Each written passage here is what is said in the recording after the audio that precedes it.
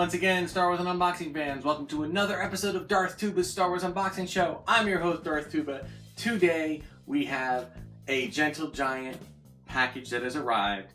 And you know what's funny? I don't even know what it is. Now, I know. Anybody who orders through things like companies like Gentle Giant, Sideshow, places like that, Kotobukiya, okay? They all have things that you can order way in advance, like maybe 6 months to a year.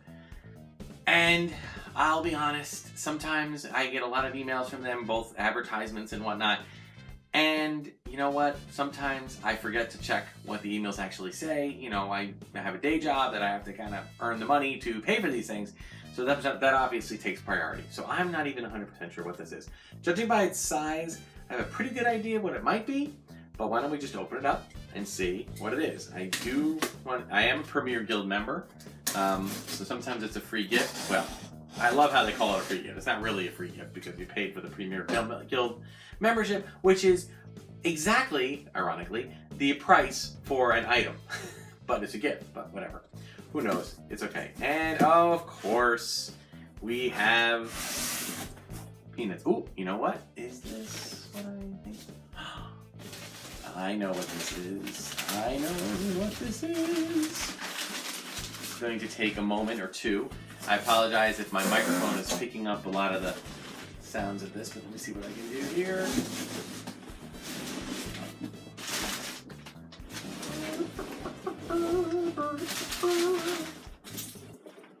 This is, okay, I don't know what you're seeing a Power of the Force, the original Power of the Force. And what figure might it be, you might ask? Oh, that's right. It is the Emperor. Yes, the Emperor. Emperor Palpatine. Or back then, as he was known mostly, put him down for a minute so I can move the box, the Emperor. He was not given a name, except in the books. Palpatine was his name. He was named Palpatine, but we didn't really know about that unless you were one of these people that was, read the book ahead of time.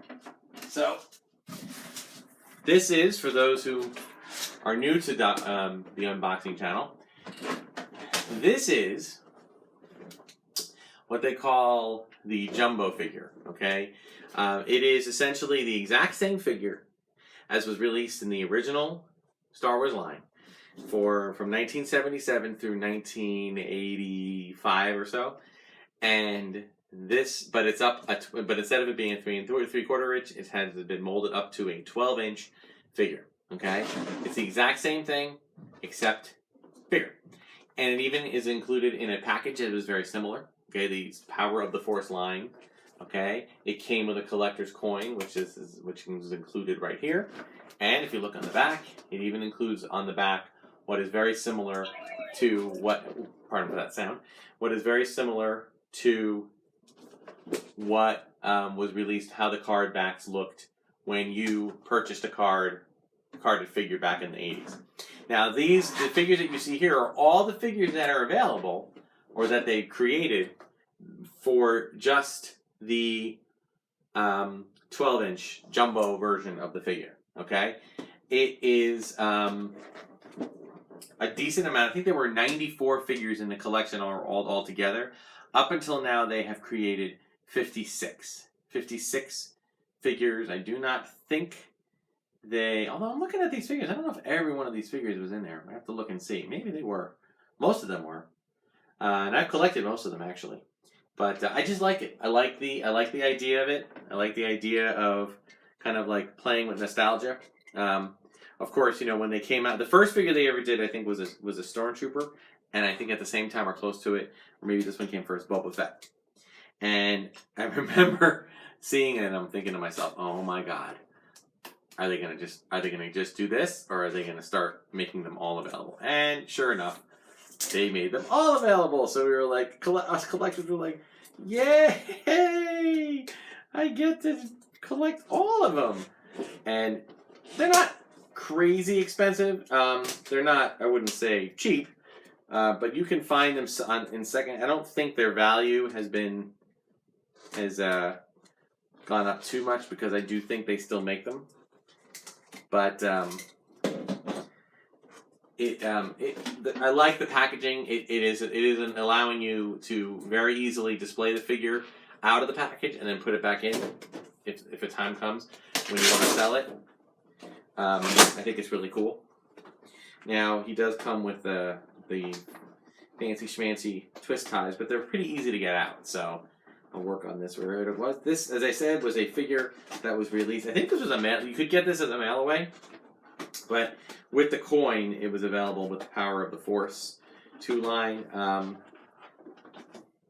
which was basically Kenner's last, or well, I should say second to last ditch effort to keep the line strong.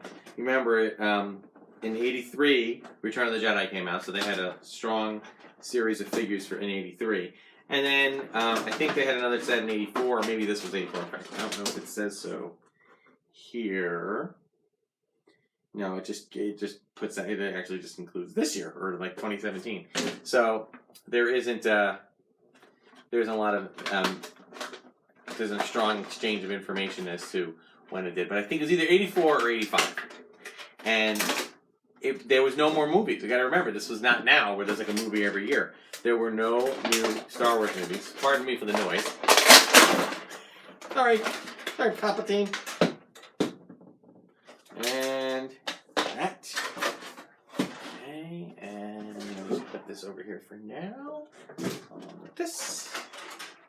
Yeah, there wasn't a huge amount of interest in Star Wars. It was starting to wane, starting to fall to the wayside, and at least he holds his cane well. That's good.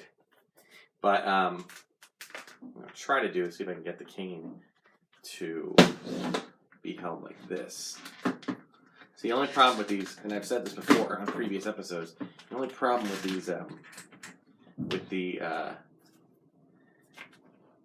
the 12-inch jumbo versions of this is that they don't hold their weapons all that well. Although Emperor seems to be doing pretty well. He's holding up okay. Now, mind you, this is also, we're talking 80s technology with the figures, so these guys, they don't sit very well. If you wanted them to sit, you had to bend their both in and kind of put them down like this. That's kind of weird. So, you know, they've definitely improved on that with the better articulated figures of today. Although I still enjoy the 5 points of articulation. I think that's really nice. He looks like he's like, get off my lawn! Get off my lawn! Put it down like that. There we go. That's better. Palpatine. Sheev Palpatine, as his later he's been known as. So, anyway, I was of the opinion that these jumbo figures were really awesome. Yes, it does come with a coin. The coin is a cool little feature. It is a... Let me get this out here. There we go, guys. This, not too bad. It is nice because it does let you get it pretty much back into the package if you want. But the coin is a metallic and, you know, a metal coin. It is an exact replica, of course, if the coins were only about this big, so these are a little bit bigger. But it said Emperor Galactic Ruler.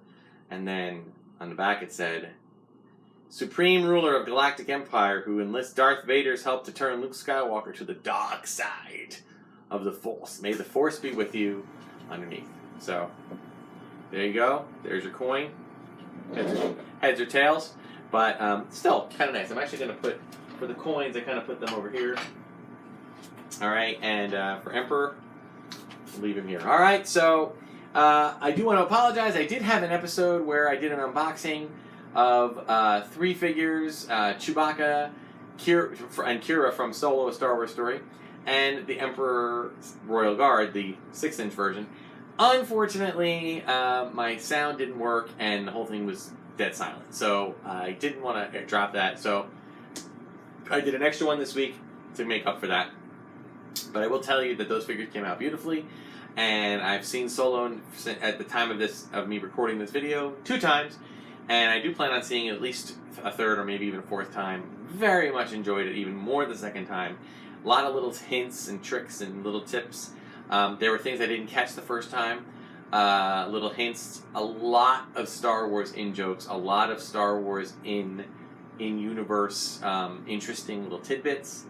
Really great. I'm really hoping. I know that there's been a lot of talk about it's getting a lukewarm reception. I understand that. I mean, everyone's entitled to an opinion. I think a lot of people walked into this movie tarnished because of the drama that went along with it. And you know what? Very good. If that's how you feel. If you're tarnished, if you truly didn't enjoy the movie, I feel bad for you. You didn't enjoy it. Not for everybody. I did. I loved it. That's my opinion. I'm sticking to it. As far as the movie not doing as successful, I think that this whole standalone Star Wars thing is going to be like that. It's not going to have the same following as the saga films. I think that with the loss of loss of Han Solo, and now the loss of Luke Skywalker, and sadly the loss of Carrie Fisher, so no more Princess Leia, I really feel that we are going to see the Star Wars films kind of fade into not go away, but fade into kind of a placement where, there are some people that don't go to see these movies. Just like there are some people that don't go to see Star Wars, or to see Marvel movies. I think that it's going to end up having a smaller niche audience, not a tiny niche audience, just smaller than the general, populace of the world when The Force Awakens came out. That was new, that was fresh, that was, it'd been so long. The only way, if they want to have that kind of thing happen, then they have to hold off on making movies until, every 10 to 15 years. Well, I can tell you flat out that the amount of money that they would make holding off every 15 years pales in comparison to how much they would make if they released a movie every year to a smaller audience. So, dollars and cents, it's just going to make sense. I applaud Ron Howard and his whole team for what they did. It was a great movie. Go see it. And if you haven't seen it, or if you have seen it, go see it again. Thank you very much. Until next time, may the Force be with you.